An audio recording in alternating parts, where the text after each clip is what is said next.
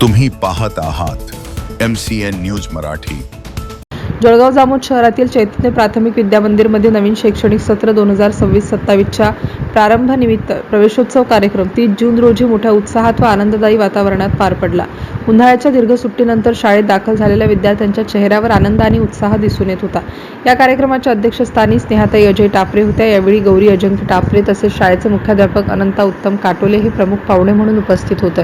कार्यक्रमाची सुरुवात राष्ट्रगीत, महाराष्ट्र राज्यगीत तसेच भारतीय संविधानाच्या उद्देशिकेच्या सामूहिक वचनाने करण्यात आले। त्यानंतर प्रमुख पाहुण्यासह गौरीताई टापरे यांच्या हस्ते सरस्वती मातेचे पूजन करून पुष्पहार अर्पण करण्यात आला। यानंतर इयत्ता पहिलीमध्ये नव्याने प्रवेश घेतलेल्या चिमुकल्या विद्यार्थ्यांचे पारंपरिक पद्धतीने औक्षण करून पुष्पगुच्छ देत स्वागत करण्यात आले। शाळेतील पहिल्या दिवसाचा आनंद विद्यार्थ्यांच्या चेहऱ्यावर स्पष्टपणे दिसून येत होता।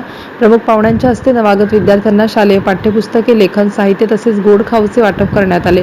या उपक्रमामुळे विद्यार्थ्यांमध्ये शिक्षणाबद्दल उत्सुकता निर्माण झाली आणि शाळेच्या वातावरणाशी त्यांची जवळीक वाढली। यावेळी शाळेतील सर्व शिक्षक, शिक्षिका तसेच शिक्षकेतर कर्मचारी उपस्थित होते। सर्वांच्या सहकार्याने कार्यक्रम उत्साहपूर्ण वातावरणात पार पडला। नवीन शैक्षणिक वर्षाची सुरुवात विद्यार्थ्यांच्या आनंदमय सहभागाने झाल्याने चैतन्य प्राथमिक विद्यामंदिर परिसरात नवचैतन्याचे वातावरण निर्माण झाले होते।